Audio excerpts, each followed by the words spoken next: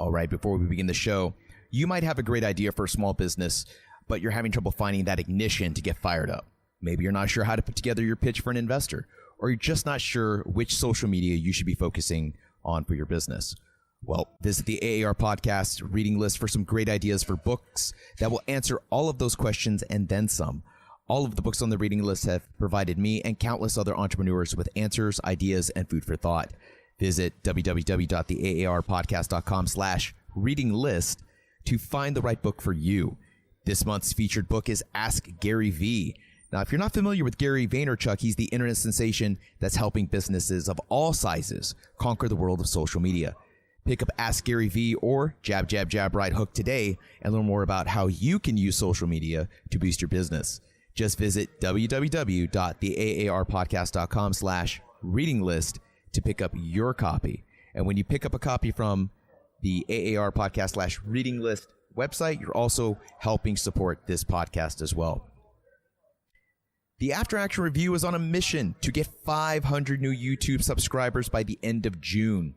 You can help us reach this monumental goal by visiting the AAR Podcast YouTube channel and subscribing and sharing this video, as well as all the other videos, with your friends. Be sure to remind them they're not only supporting a veteran-owned business, but they're also supporting every veteran business that comes on this show to talk about their shot at entrepreneurship. We need your support to hit our first 500. Just go to YouTube, search the AAR Podcast, or follow the link below. Thank you for supporting the After Action Review podcast. It means a lot to me, and it means a lot to every veteran entrepreneur that comes on this show. That 500 is going to be a monumental goal for us. We really need your help, and I will see you at the next episode. Actually, I'll see you at this episode. It's about to start right about now.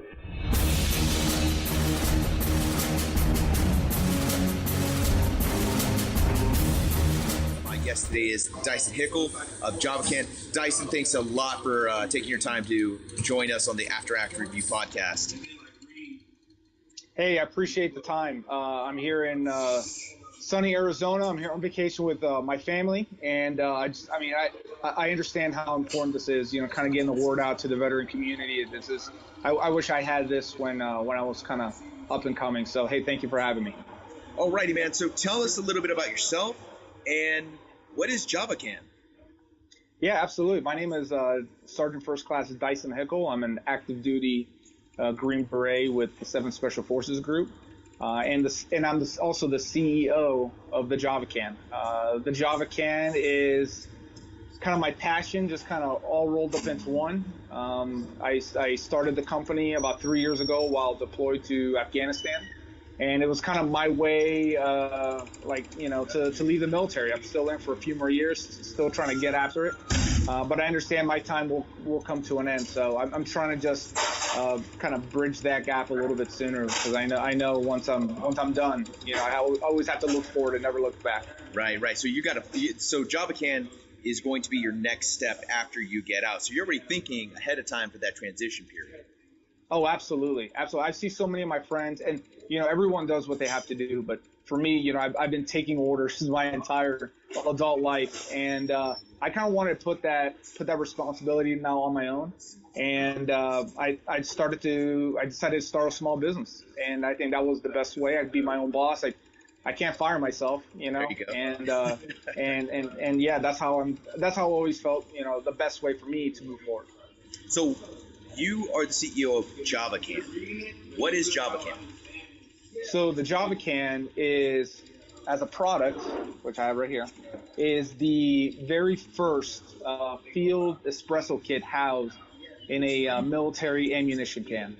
Okay. So the 50 cal ammo can that we all kind of learned to love over the years in the military. We use it to store bullets, but we also use it to put hammers and nails and tools and a bunch of miscellaneous stuff. And one time on one deployment in Afghanistan, I kind of looked at it and I was like, let me put my coffee stuff in there. And that's what I did. I put it in there, and I've had it for years, and the light bulb kind of came on another deployment to actually make a business out of it. But what it is, it's everything you need inside of the container to make gourmet cafe style espresso anywhere in the world.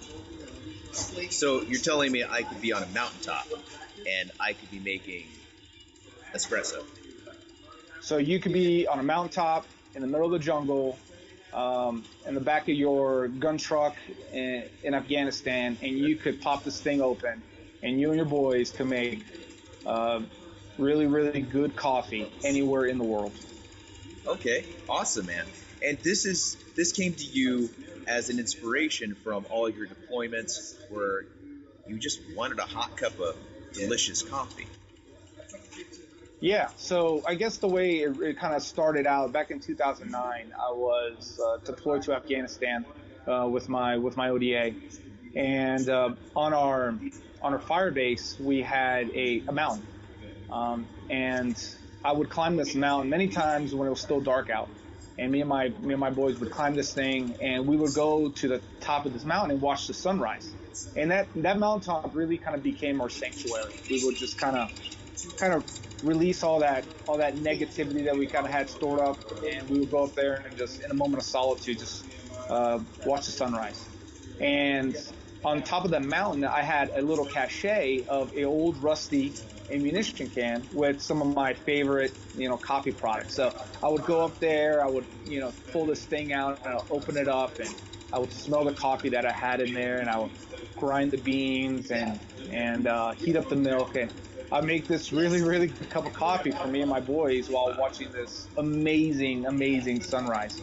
And I got to say, some of the most beautiful sunrises have been in Iraq and Afghanistan. Something about the desert is just absolutely phenomenal. Oh, especially those mountains in Afghanistan. It's beautiful. I mean, it's a shame that it's such a war-torn country, because I look at those mountains and I'm thinking ski resorts. I'm thinking postcards. It's gorgeous, right? So no, it's absolutely beautiful. I agree. So let's crack this thing open. I want to see what is the Java can. What's in there? Yeah. So one thing I always like to note is the Java can has a tough exterior, kind of like all of us, but inside it's something a little bit special. So I think that kind of really defines kind of like the veteran, kind of tough on the outside, but something cool on the inside. So pop this thing open. And like most veterans, we're highly caffeinated. Exactly. So inside, as you see, is everything you need for just a good cup of coffee. So I'll pull out everything one by one. So you have a burner. I don't have this in the can because I can't ship them. But I mean, these things the fuel you can kind of get anywhere. Okay. So first things first, I have the espresso maker. So this is a 4-cup mocha pot. It has a top, the bottom kind of screws off. So you fill the bottom with water, you put the beans in here, or you put the grounds in here, and then you heat it up and you're good to go. So this is your espresso maker. Wow. Okay. The next thing you have is, and a lot of people are surprised about this, but you actually have a stove in here. You have a mini camp stove. Okay. That you pop out. You open it up. Okay. And it actually has a little igniter. So there's your camp stove. All right. So the next thing I have is a grinder. Right. That's mission critical.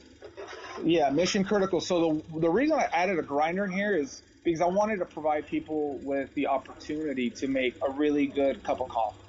And really, the best way to do that is by grinding it yourself. So the coffee kind of deteriorates after it gets grounded up into like a pulp. So if you do it soon before you fire it up on the mocha pot, you're gonna have a really good cup of coffee. So that's why I included it.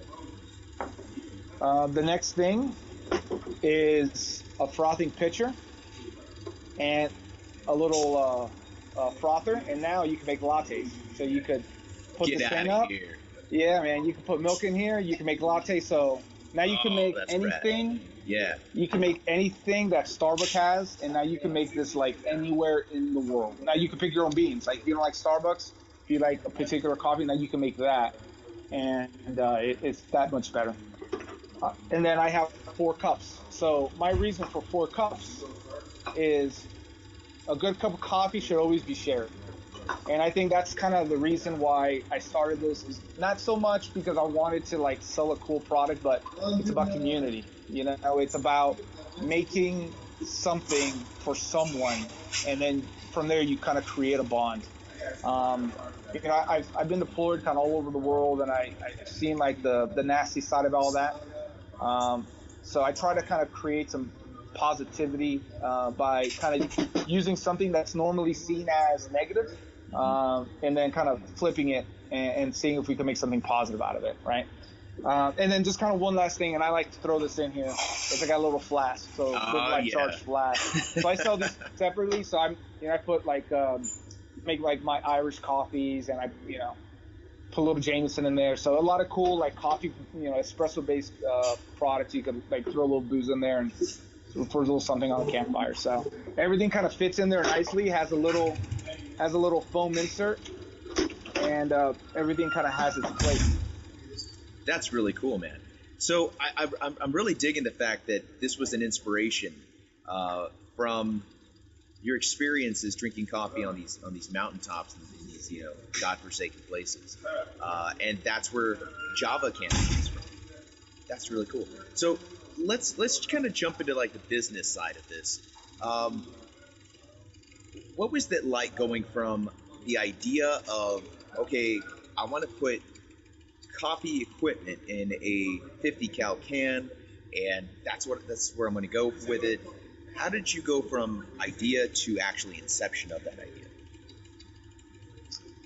So I think kind of the first thing that really happened was I didn't want to be that guy that thought of something up really cool and just say, you know what, I bet it's out there. I don't have the time, and I'm just going to kind of leave it alone. I don't want to look back on someone to already do this in the future and say, man, I could have done that because I thought of it first. I think that was the first thing. So I immediately kind of jumped to action with it. The second thing is, research. I went on the internet and I just scoured the internet to see if there was anything out like this. And there wasn't. There was a bunch of other coffee kits and like fancy leather bags and things like that, but it didn't really encompass the attitude and the inspiration of the outdoors. And I felt like I had something in my fingertips that really kind of encompassed that. So, and I just started it. So while in Afghanistan, I started the business, went online, and I immediately started the patent process. So it's just kind of putting pen to paper and just starting it, knowing that I don't know how to start a business, let alone run one. But it's all about just starting it and figuring out as you go. So you went into this process without knowing really how to do it. Like, I know there's somebody watching this video right now who has an idea for an item or a product, and the idea of asking or writing up a paper for a patent is a very intimidating process. Take me through that period where you were doing that research. Did you find it to be an intimidating experience? Did you jump right into it? Absolutely. I mean, I got to say, this was probably the most intimidating thing I've ever done, because this is something I'm not familiar with. I think in the military, you're kind of trained and prepared to kind of go into the unknown. So I think in that aspect, I was a little bit more comfortable, kind of doing something I wasn't really comfortable with. But it's all, I mean, there's so many people out there that are smarter than you in this particular field that you could pretty much contact anybody, and get advice or hire a patent attorney, which I did, and let them kind of do the work for you, and that way you can do it right. That's some good advice, especially when I'm all about bootstrapping, but there's only so much bootstrapping you can do. And then I think you start getting into that danger category, that dangerous territory where it's like you're not sure what you're actually doing. And right. Especially when it comes to patents and stuff like that, I mean, if you don't do it correctly, this can go south for your idea pretty quick. Absolutely. Yeah. So, and that's what I wanted to do. As far as the patent was concerned, I hired the guy who is probably the most intelligent when it comes to patents, and then I worried about the actual product. and then I refined the product, and then I had someone else kind of do the patent, and then the areas that I wasn't very familiar with, I asked for help, like the website. I'm not a techie guy, but I know a lot of people who love to kind of tinker on computers, so I asked for their help. So this has really been a collective effort with family and friends to kind of help me start. Yeah. So when we're talking about, you're going through the patent process, you're going through putting this whole piece together from the business side, how important was a business plan for you? I know a lot of veterans, a lot of entrepreneurs get really wrapped up around, I need a business plan. And I don't know, I get the impression that I think they start focusing so much on the business plan, they forget about the product that they're actually trying to put out in the first place. Yeah, absolutely. I've been in business now for over 3 years, and I didn't really start writing a business plan until probably a couple months ago, when I was I really knew where I wanted this company to go. So, and that takes time. And I think the beauty about just starting your own business is that you're the boss. You write the rules. I don't have anyone telling me I need to get this done, especially because I'm in the military. I have a job right now that I feel is more important than my company, so I have to focus on that. So for me, I felt that I needed to spend time, my spare time, to figuring out what I really wanted to do, and then from that planning and or that vision that I wanted to take kind of the company, then I start writing the business plan. And then there's so many there's so many entities like the Small Business Administration that can help you with that.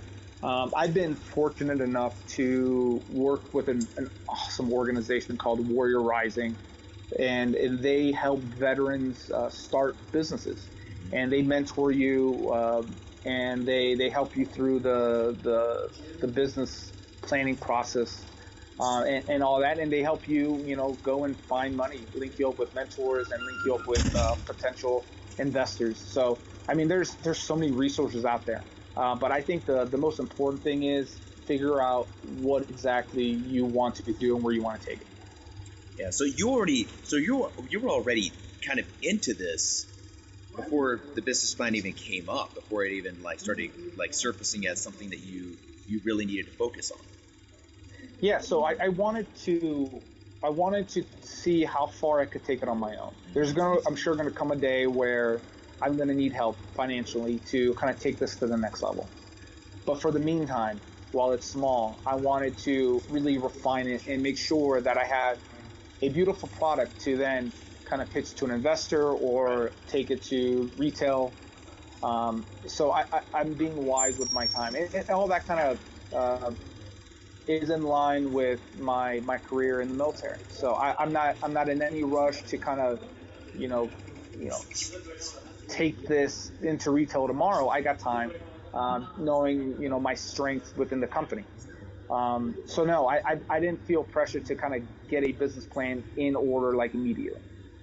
That's really cool. That's really cool. Like I said, I think we get so wrapped up around business plans and whatnot that we kind of lose focus on what it is we're trying to accomplish in the first place. And you mentioned using organizations to help push your business a little bit further along. SBA. Did you go through other routes of assistance or mentorship before you got to Warrior Rising? Yeah, so I tried the SBA first, and they were awesome to kind of getting me started. Starting with how to register your business and things like that. I was fortunate enough to be mentored by some professors at the University of Notre Dame with this program called Business on the Front Lines, where we took kind of a business approach to military operations, and it was all conceptual. It never got placed in action, but in that training, I was able to stand in front of CEOs of Fortune 500 companies in Silicon Valley, and I left there with a large amount of resources to be able to kind of go forward. And I felt lucky in that sense. And I understand that opportunity wasn't, probably isn't available for everybody. But there are other organizations out there that are dedicated to this. Like I said, right now I'm with an organization called Warrior Rising, which they have done a phenomenal job helping me kind of knocking out the things that I normally don't even think about. So one of the things, there's another podcast that I really like listening to. It's called Startup, and it's on the Gimlet Media website. You can find it anywhere you get your podcast from. But in the podcast, the CEO of Gimlet is trying to pitch the idea of this podcast company. And something an investor asks him kind of stuck out in my mind. This investor asks him, what's your unfair advantage? What is your unfair advantage that you have over your competition in the sense of this business that you're trying to launch? And I think it's a great question. So I'm gonna pitch this question to you. What do you think has been your unfair advantage in terms of getting JavaCan off the ground? So it sounds like you kind of touched on it with this program that you did at Notre Dame. But is there another angle to this unfair advantage question that you think applies to you? That is a good question. I think the edge is one. I've been kind of on the front lines. I've been in the military for 15 years. This is a product that has been tested by military, active duty military personnel for a few years now. So it's been out in the field and it's rugged, And I think I also have a first mover's advantage where I'm the only one really doing this. I believe when there's a good idea, there's going to be people out there that's going to copy it. And you know what? I take that as a form of flattery. Right. And I think that thinking ahead to be able to adjust fire a little bit for when that does happen, you're now ahead of the game. I think another portion of this company that kind of puts me ahead of everything is kind of my branding and messaging.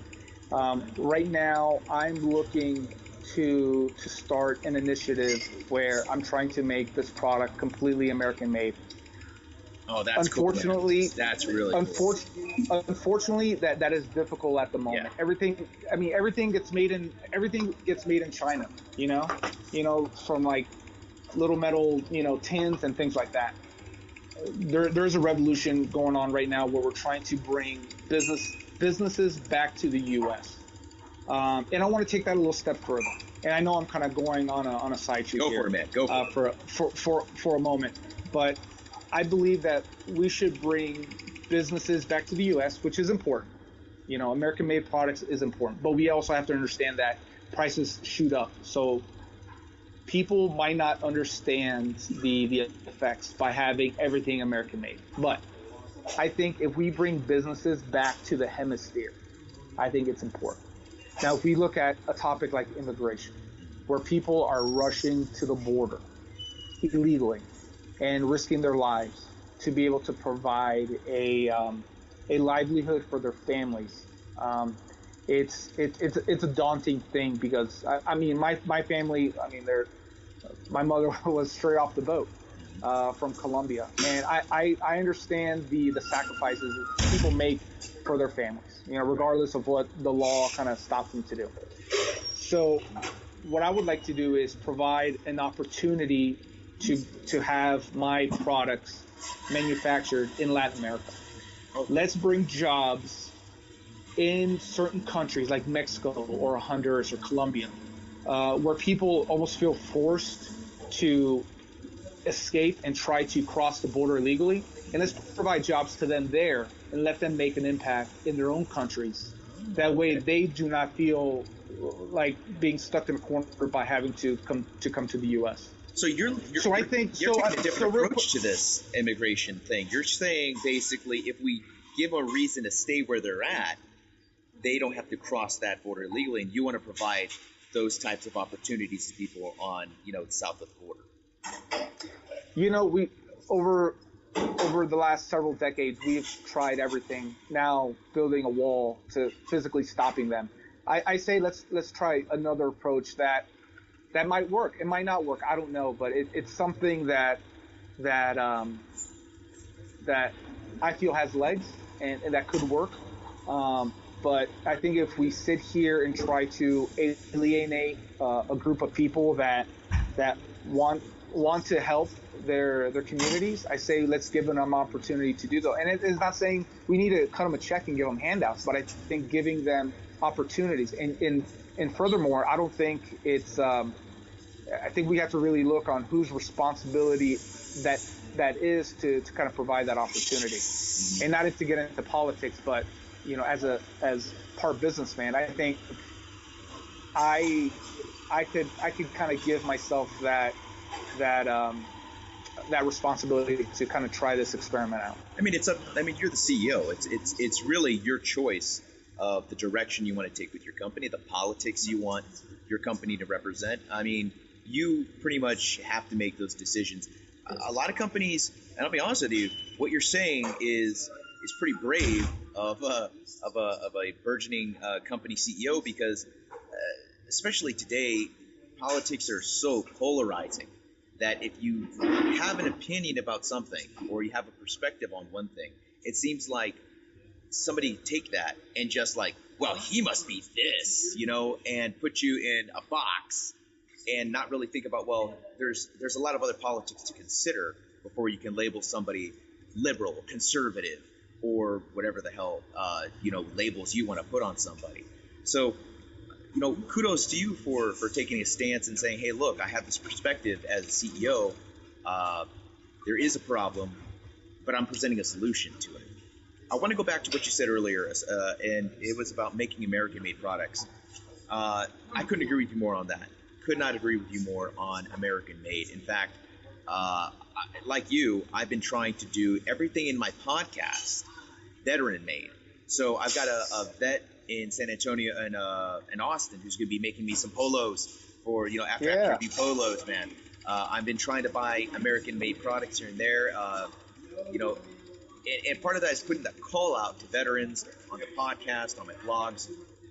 So I guess, tell me a little bit about what types of things do you want to see made that are American for your product? And this is a long shot, so I might not have the complete answer to this yet. Okay. I would like to see things like hard goods, being made in the U.S. Like the cups like the cups, like the stove, like the grinders. This stuff just isn't made in the U.S. And if it is, I got to tell you, I don't know about it, and I've researched it. The thing is, are people willing to spend $15 on a cup, on a single cup, or $20, $30 for the businessman to spend $30 on a grinder when you could get that from China at a fraction of the cost? So it comes down to numbers. Is it possible? One thing I want to start small is the cans, so the container. This is the exact same container that is used to hold ammunition. So I got this straight from this is American made. It's not as pretty as a Chinese can. It has some rough edges. It has some overspray in the paint, but it's American made. I'm looking at coming out with a leather bag that I'm trying to either make in the U.S. or having them produce in Colombia. So I think, kind of going back to your question, I think the textile industry could definitely benefit from the veterans. I mean, we've seen several t-shirt companies emerge over the last five or so years of veterans. I mean, and they've been jumping all over it, and I think it's been awesome. So I think, like you said, the polos, the t-shirts, the hats. I think the textile industry could definitely be run by the majority of a veteran community. So you hear that, other vets? Check it out. If you guys, somebody out there right now has equipment they're using for fabrication, metal working, and stuff like that, you might have the tools already to help somebody whose business needs affordable cups made of metal, affordable coffee cans, stuff like that. So this is an opportunity, and this is part of the whole reason I love doing this podcast, is because it is an opportunity to do a call for arms. Like, hey, I've got a Joe, he needs this, this, and this. Somebody can answer that question. Somebody right now is looking at their equipment going, well, hell, I could do that, and I could do that for a hell of a lot less money, and we don't have to get no damn Chinese company in here to, it's kind of like when the conventional army got that stupid black beret, and I still hate that damn thing to this day. I wish it would go away. Even in Class A, it's got to go. I remember flipping my beret inside out and seeing the tags that said made in China. I was like, what? Are we being serious right now? American flags made in China. That doesn't sit well with me at all. Absolutely. So, this when I saw the Java can originally, I was intrigued because you're right. It looked very different from everything I'd ever seen for coffee. Where are you going now? What's the next evolution of the Java can? So right now, my flagship product is the Java can. It's made ideally for 4 people. Right now, I've been really listening to my customers, and I've been taking a lot of notes on what they would like to see. So, kind of keeping on the military theme, I'm in the production of releasing 2 more kits for the different outdoorsmen. So one is the same Java can model, which is the can, but now I'm going to cut it in half. So a 30 caliber can for the 7.62 volts. I'm now going to make that into a two-person kit, and now I'm also going to come out with a bag. I'm going to take the old CLS medic bag, and I'm going to turn that into a coffee kit as well. All right. So for the short term, that kind of the 25-meter target, right? We like to call it. I'm providing different products for the outdoorsman in mind. Somebody who wants to go hiking, throw a bag in their pack, and they're good to go. Someone who doesn't want a big bulky can in their truck, now I got a smaller can. So that's kind of like my close target. As this company grows, I think within the next 5 years, I'm working very hard to make this into a all-inclusive adventure coffee company, to include different coffee kits. I would like to get into coffee subscriptions, outdoor coffee products like a coffee energy bar or coffee goo that people could use for the outdoors to kind of get that spike of energy. Right. I'm also starting right now a clothing line called Live, Laugh, Charge. All right, this is kind of like my slogan, where kind of going back to that mountaintop, you kind of bust your ass to get to the top, but once you're there, you sit back and you enjoy the view. So going back to what you said about people starting t-shirt companies. Hey, if there's anyone out there who wants to make my t-shirts, give me a call, because I'm with you, man. If we can make things by veterans and continue to help out this veteran community, let's do that as much as we possibly can.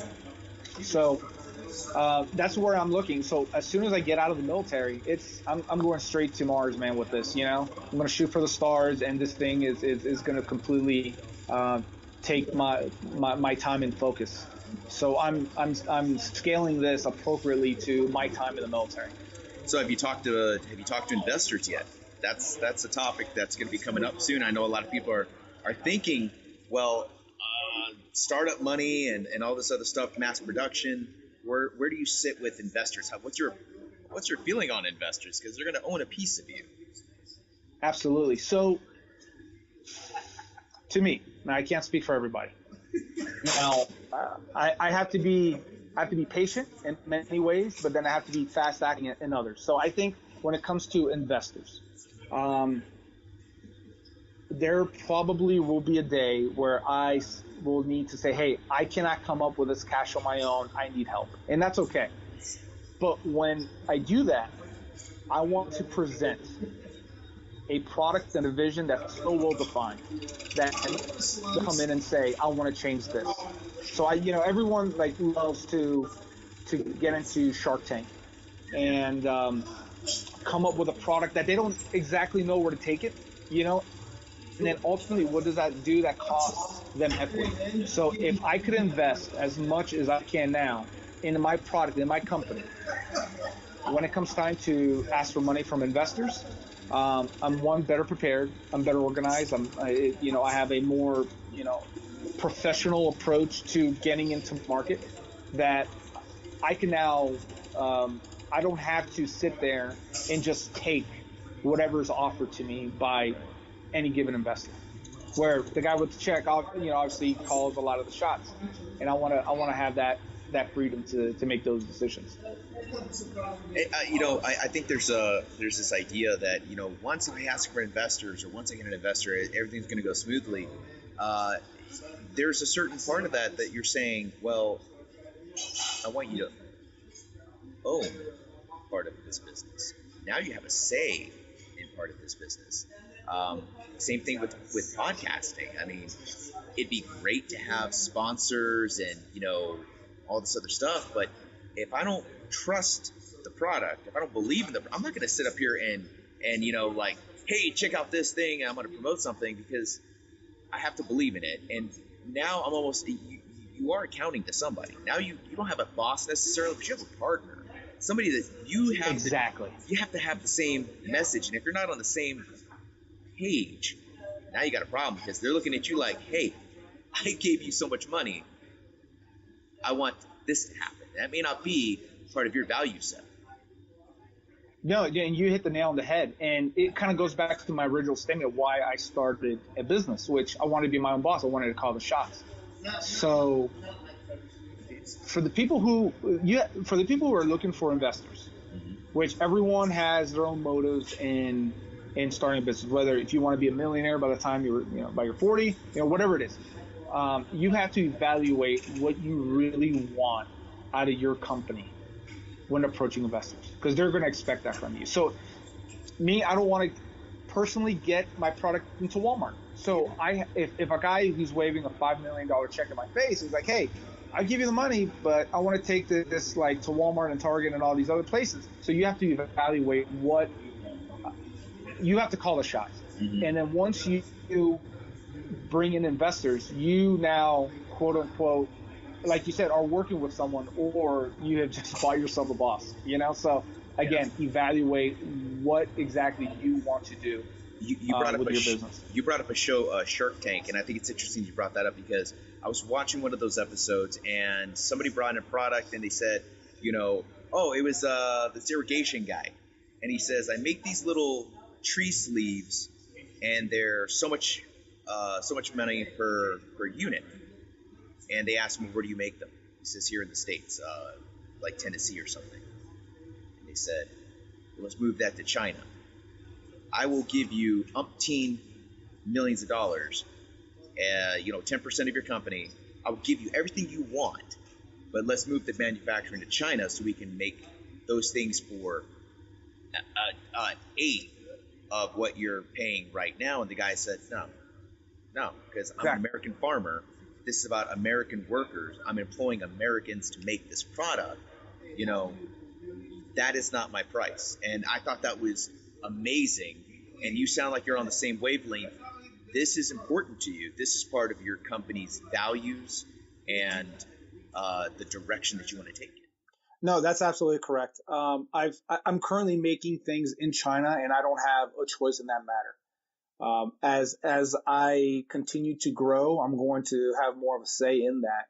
And it's really a call out to anybody out there who has the ability to make products. I will buy them from you, and let's together come up with a solution for this, because there's an answer there. We just have to find it. All right. So you're looking for some type of manufacturing partnerships, and they're out there. I know some veterans are listening right now, and they're probably like, I gotta get in on this. This is the guy. So before we wrap it up, I want to talk a little bit about some of the negativity. Did you get any negativity early on? Did you have anybody telling you that this this is stupid. Nobody's going to do this. Is not nobody's going to buy this. Hey, how about you go eat some more snakes and get back to your job?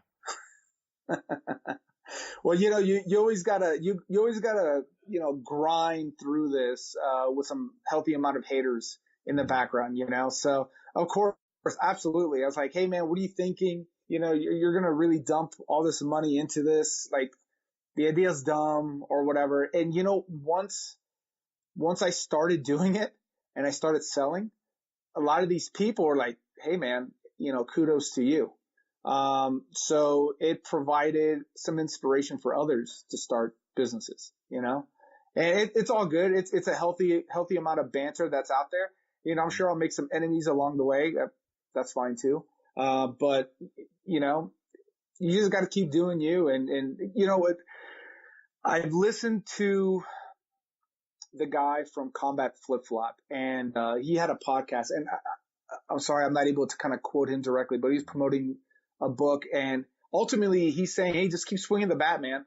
You'll eventually get there. Just, block out the white noise, the people that are just trying to bring you down, and just keep doing the things that you truly believe in. And if you kind of lack certain skills, ask for help. It's as simple as that. You just have to kind of be humble with yourself and understand that you're going into an area that you're not the most knowledgeable person in. So just ask for help and kind of, do it humbly as much as you can. Right. That's really good advice. All right. So what's your advice for somebody who's sitting at home thinking, I've got an idea. I'm a veteran.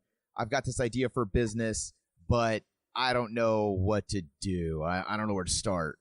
What's the advice from a real Green Beret, snake eater, Java can innovator? All right. I think the first, and the first part of my answer might kind of, shock some people, but, for me, I had to make sure that, I had the okay from the people who are really your investors, which is your family. I had to get the thumbs up from my wife. She is my first investor. And I tell you what, if she at the end said like, hey, listen, I don't think this is a good idea. And if there's strife there, I'm telling you, you have to make that work first and foremost. I couldn't do it right now without the backing and support of my family. Once you get that, research, Wait, you're telling me that you have to actually read stuff? It don't just magically happen? Man, no. You have to read books. Like, I have a 45-minute drive into work. I'm constantly doing the audiobooks like every day. And it's knowledge. Knowledge is power. Fill up your library with books. The books that I recommend, How to Win Friends and Influence People, man, that has changed the way I look. I look at conversations. Yeah, Dale, just a super smart guy, and it's all about other people. That's kind of what I kind of grabbed from that book. But yeah, like it, be an influencer, be able to manage the conversation, and that kind of really goes in deep when talking to people like investors. People kind of who holds the check. So yeah, for anyone who wants to start a business, kind of get the blessing from the people who matter most, get that backing. Second, be the smartest person, of your business and of your product, so that means kind of fill up that library and be able to absorb as much information as possible. And to me, just be humble, cause I think in my line of work, people are very quick to know all the answers, and you have to learn the ability to listen. And I think that's an aspect that many people kind of lose sight on. And I'm still working on that myself. I'm not perfect, but I understand that about myself. I think it's a disturbing trend that I've seen with a lot of veterans, a lot of active duty folks too, is they don't read. I ask people like, hey, what's the last book you read? I have no idea. I don't read books. It's like, oh God, you're missing out on so much, especially if you want to start your own business or you want to be an entrepreneur. you have to be a little wiser in the world. You got to understand what are the different ideas, the different perspectives. And there's, like you just said, Dale Carnegie, great book, fantastic book about, those building social networks before there was social media. Yeah, absolutely. And that's a great foundation for veterans to start understanding look, I'm so tired of meeting people in our community. And I'm like, so tell me about your Facebook page. I don't do Facebook. You don't do Facebook? Nah, man, that's for kids. That's stupid. I'm like, but you want to be a business owner and you're not in the largest social media network in the world. And I know that's a rough transition for some people. That's a tough jump to make for some. Like, Twitter? Are you crazy? I have nothing to tweet about. Instagram is for kids making duck faces. Like, no, man. This is, kind of what we were talking a little bit earlier before we recorded about Gary Vaynerchuk. Social media is the, your business is going to live or die by it now. Yeah, absolutely. And it's funny you mentioned Gary Vee. Is like, your phone has become the remote control of your life. Oh, yeah. So especially for the people who start their own business, like, if you don't dominate that world, like, people are going to dominate it for you. Like, you have to use those methods to get out, to reach people in these manners. Because if you're not, you're back in the Stone Age. 100%. Well, thank you so much, Daisson, for joining me on the After Action Review podcast. It's been a real pleasure. I'll tell you what, I really like this JavaCan. I think it's going to do great. So tell me and tell the rest of the world, how can we learn more about JavaCan, and what are your social media networks that we can start tapping into? Yeah, right on. Hey, again, thank you so much. I think this is super awesome. And I appreciate what you're doing and what you're doing for the community. I think there needs to be more of this. But if you'd like to reach me, Facebook, The JavaCan. Instagram, the same thing, The JavaCan. If you want to email me directly, it's Daisson@thejavacan.com. That's DAISSON. And I'm pretty quick to answer any questions. And if there's anybody out there who just needs help, who has no idea where to start, shoot me a line, and then I'll do the best I can to kind of take you into at least to the right direction as I know it. Fantastic. So again, thank you so much for being on the show, and thanks for hanging in with me for some of the technical difficulties. It's all good. A challenge trying to do a podcast from Kuwait.